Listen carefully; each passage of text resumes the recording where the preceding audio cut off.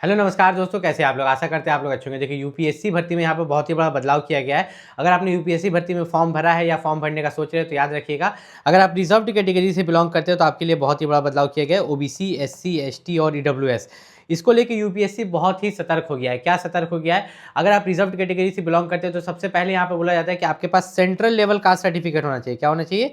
Central level का आपके पास caste certificate होना चाहिए। अगर आपके पास सेंट्रल लेवल का कास्ट सर्टिफिकेट नहीं होता है फॉर्म अप्लाई का लास्ट डेट से पहले, तो आपको डॉक्यूमेंट वेरिफिकेशन में ये लोग रिजेक्ट भी कर सकते हैं। अभी तो यहाँ पर सुप्रीम कोर्ट में भी एक केस गया था आपका ओबीसी वाले को लेके, ठीक है। ये आपका कास्ट सर्टिफिकेट को ही लेके गया था, ठीक है, कि उनका जो creamy layer, non creamy layer, उनका इनकम ज़्यादा था। लेकिन मैं यहाँ दूसरा चीज़ आपको बताने वाला हूँ। दूसरा चीज़ आपको क्या बताने वाला हूँ कि जब हम लोग कास्ट सर्टिफिकेट बनाने के लिए जाते हैं, ओबीसी हो, एससी हो, एसटी हो या ईडब्ल्यूएस हो, तो जब हम लोग जाते हैं अपना ब्लॉक में या तहसील में बनाने के लिए, तो वहाँ पर ऑनलाइन अप्लाई होता है।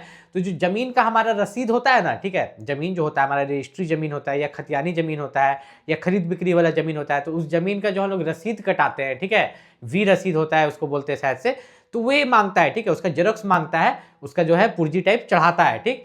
तो अगर वे होता क्या है ना कि सभी के पास रजिस्ट्री जमीन नहीं होते, सभी के पास खतियानी जमीन नहीं होता, ठीक, और बहुत कोई तो रेंट पर रहता है और बहुत कोई का अगर यहाँ पर देखे दान पत्र या खास महल जमीन होता है। तो इस केस में क्या होता है ना कि यहाँ पर दलाल क्या करता है कि जिसके पास रजिस्ट्री जमीन है, ठीक है, और जिसके पास नहीं है, तो उन दोनों को मैनेज कर देता है। इसके पास नहीं है तो वो दूसरे के ये पर बना देता है। तो अगर इस तरह का आप कर रहे हैं, मान लीजिए यहाँ पर मैं आपको समझा देता हूँ। मान लीजिए कि कोई एक बच्चा है, आप किसी भी कैटेगरी से बिलोंग करते हैं, अगर आपके पास रजिस्ट्री जमीन नहीं है और दलाल आपका किसी और के रजिस्ट्री जमीन पर आपका कास्ट सर्टिफिकेट बनवा रहा है, तो इस चीज़ को याद रखिएगा। आगे चल के जॉब लगने के बाद भी 2 साल के बाद भी आपको निकाला जा सकता है।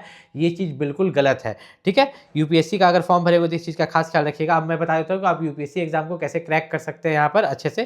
तो सबसे पहले बात करें प्री एग्जाम के बारे में, तो यूपीएससी का प्री एग्जाम में 2 पेपर होते हैं यहाँ पर। पेपर 1 जिसमें कि आपको यहाँ पर करंट इवेंट्स पूछा जाता है, हिस्ट्री ऑफ इंडिया से पूछा जाता है, इंडियन एंड वर्ल्ड ज्योग्राफी से, इंडियन पॉलिटी एंड गवर्नेंस से, इकोनॉमिक एंड सोशल डेवलपमेंट से यहाँ पर पूछा जाता है, जनरल इशूज से और जनरल साइंस से। तो पेपर 1 में हमने क्या देखा?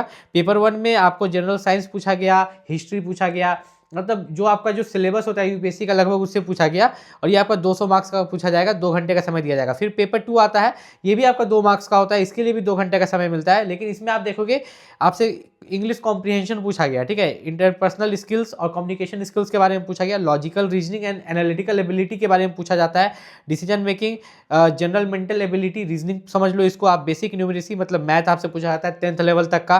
तो इसमें सब कुछ पूछ लेते हैं। पेपर 2 जो होता है एक तरह से इसमें आपको सब कुछ पूछ लिया जाता है। पेपर 2 जो है सिविल सर्विस एग्जामिनेशन का, इसमें आपको मिनिमम क्वालिफाइंग मार्क्स लाना है 33%, ठीक है, कितना?